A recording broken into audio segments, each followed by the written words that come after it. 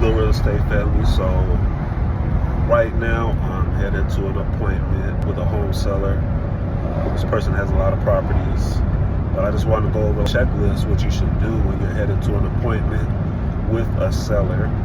You definitely want to make sure you look presentable. You can't come over there just looking like anybody. You definitely have to look real presentable. Have your hair combed, something nice on. It's not absolutely necessary.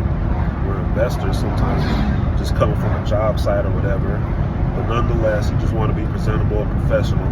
That's how I always do it, and people take me more seriously when I do that. So you set up the appointment and you're headed there, you set up a time with them, try to be on time. It just helps with everything you say and do. Every little thing you say and do with sellers, they're going to remember that. Or they might hold that against you if it's off. If you're running late, let them know you're going to be late. If you're on time or you're early, that's perfect. You also want to make sure your phone's fully charged. Keep your little flashlight.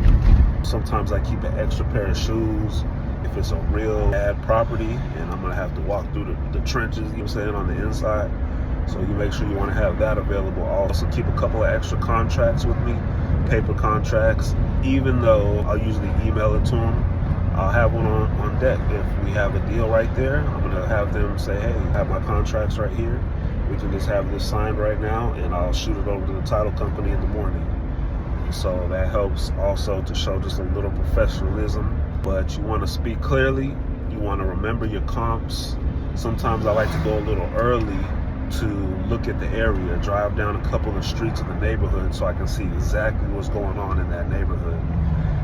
That helps me solidify my ARV and my comp, so that way when you're there, you're going to be negotiating. You're going to be introducing yourself, so you have to have something to stand on. If you have your comps already, drive by your comps and say, well, your house down the street, they sold for this amount, it's a little bit bigger than your house, but you're just going to have some ammo for them. When you get to the appointment and you're talking with the seller, you definitely just want to get straight to the point. Not too much talking. Just say, hey, take a few pictures. Let me go ahead and see what I can see as far as the repairs I need to do. You can hang here or I'll be out your way, but I just need to take a few pictures and get this for my notes. Build a little rapport, get a little personal with them, but keep it as business as possible. You don't want to be too friendly. You don't know what they're hiding. They don't want you to think you're some type of cheesy salesman. So just very punctual, to the point. I didn't actually have pictures from this property. They said they didn't have any. The tenants just moved out. So I'm really just going off of the comps and the ARV, see what it looks like on the inside. And if, my numbers were off, I'll know when I'm there. But if I need to negotiate, I'm able to let them know exactly what I need to do. They can accept my offer or they can't. But nonetheless, do your walkthrough. Take about 20 to 30 pictures. Take pictures of the bad stuff, not just the good stuff. Take pictures of the really bad stuff, because when you send it to an investor, they don't want to see a pretty wall. They want to see the roof that's busted up. They want to see plumbing. They want to see leaks. They want to see cracks in the foundation. If you hide any of that from them, that doesn't help you at all. That doesn't help the investor at all. So you want to take all the ugly pictures possible, and you want to take a picture of the outside, the roof, the exterior, and all the rooms. So once you gather your pictures and your videos, I also like to take a walkthrough video as well. When you gather all that, you go ahead and wrap up the appointment and say, hey, I appreciate your time. We're going to go ahead and did you guys start the negotiation already? So what number did you guys really want to come to, or is there anything in particular that you were interested in? Why are you selling the property? This is a decent area, blah. Just get them to talk with you and open up a little bit. That's how I like to do it. And so that way, when you make your offer, once again, whatever words they spit out, you're able to give them the reasoning for why you made that offer. And they already said their number, or they've said their piece, so they don't have too much to go against you. So start the negotiation right after the appointment.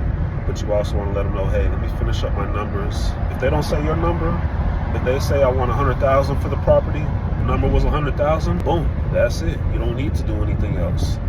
Get them on contract as fast as possible. Just say, hey, well, that's okay with me. Can I send you this? Let's go over the contract right here. This is what it looks like. And if they're able to sign, if they say, well, if you could just email it to us so we can look at it, You want to do your best to get them to sign, but at the same time, go over the contract, go over the numbers, everything works, get them signed. That's your goal when you go on these appointments, is to get it signed. So next, what I'm gonna do is I'm gonna just leave them hanging and say, hey, we're just gonna do our numbers. We'll let you know if we're able to make an offer that fits our criteria. And they gotta sit there and wait. Don't have them wait too long. Tell them the exact time. Say, we'll call you in 2 hours. We'll call you tomorrow morning if it's late. Say, we'll give you a call at 9 a.m. And that's it. Drop your offer, and it's either gonna work or it won't. But they know you're serious. You came out, you introduced yourself, you gave them a number. Not every deal is going to be a winner, but my goal every time, my mindset is, if I meet them, I'm getting that contract, because I'm going to use my personality, I'm going to use my knowledge, and I'm going to use my time wisely with them so they remember me. However I have to do it, whether it's crack a joke, or I give them a serious number, or we talk about other properties they have, and that's all it is. It's a negotiation. You make your offer, they either accept or they won't. So just make it count, and if they don't accept, it's okay. They'll remember you, and if their other offer drops off, they know that you're serious, and you'll pick up the phone and have that offer for them again. Hey, how are you? Huh? What's your name? Sonia. Sonia, Michael, nice to meet you. I hope you guys weren't waiting. You got any more family members? No, just me today. Oh, okay. I know they're out at dinner right now. I have not got the water. It needs cleaning of the house. I got you. Yeah. Okay. But I'll get it started and get the long? house clean. Chance to come around here for a long time. Yeah. Since I used to live here when my son was born in from here. So it's kind of like your baby, huh? You miss her still, or are you ready to let her go? Oh, okay. Because it's been a rental property since 81. Ooh, all time. Yeah. Well, still pretty good. You guys kept it? Kind of. Yeah. It had carpet, so we got it. So it's not been a long time. Okay, no. yeah, I can tell. In fact, the tenants just moved out. That's why my water is not turned on, because it was, their responsibility. Right. And they changed the light bulbs, crooked bulbs, and left it like that. I had to really get it evicted. So that's why I'm kind of a little disgusted. Understandable. So it's almost rent ready, basically, if I wanted to. Yes, I'll do is get it. The fridge, I don't know if my husband, in years, my heating and air conditioner has not even been used yet. Oh, really? Brand new double, the heat cleaning, Right.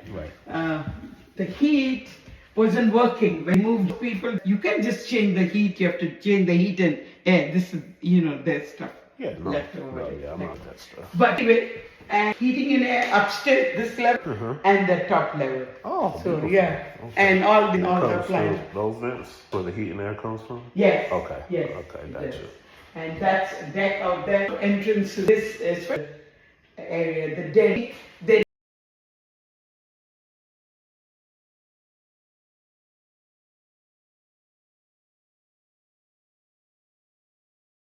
Are you guys realtors too, or you're thinking about listing? Yeah.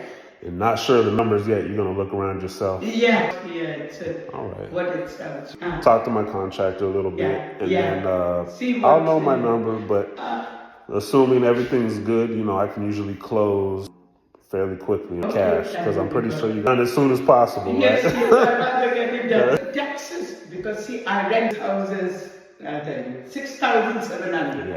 Yeah. It jumped up double over the last year. Very popular. So people have been attracted to that tough situations where people have to sell because they can't afford the taxes. That's true. It almost makes their mortgage double, like when you factor in the property and taxes. if you're young, even you don't get those big exemptions. Exactly. Yeah, I know you probably don't. Going through a realtor, it might be a little bit right now because the market's No, realtors aren't really selling right now, so a lot of them, you don't want your property sitting on there for too long. That's what I've been seeing. Like, I've been trying to buy properties off the market, but they're so high because they're desperate to make a paycheck. The houses aren't selling. Okay, so they are not selling anymore. No, not everyone's waiting for the interest rate. It happened on the 5th. It's possibly a lot, but some people are holding back, but that's not going to help this house particularly because it needs some work. Okay. They want to buy kind of newer. The newer one, but the newer the condition is so. So you're going to have a lot of people telling you a lot of prices And me, I'll do my price straight up and what I need to do.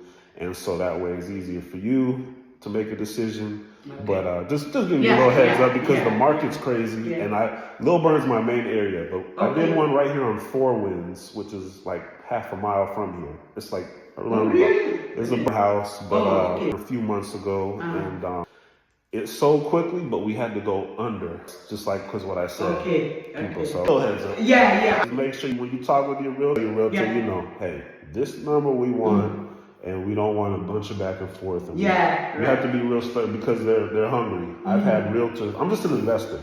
You know, I just use my own money. What do you do? Then kind of rent it to people. Right. Yeah, but then what happens when they stop paying? Husband and wife decent jobs. That's good. Yeah. That's I know they do a lot of destruction. They shame. punch holes and all. But I went through Zillow. Nice. Yes, but then And Zillow they have to told go me through that the Zillow? but it didn't. They had 2-3 evictions, which Zillow did not let me know. But you check behind that, find out. Okay. My son checked. He's an attorney. Okay. But I thank you for your time.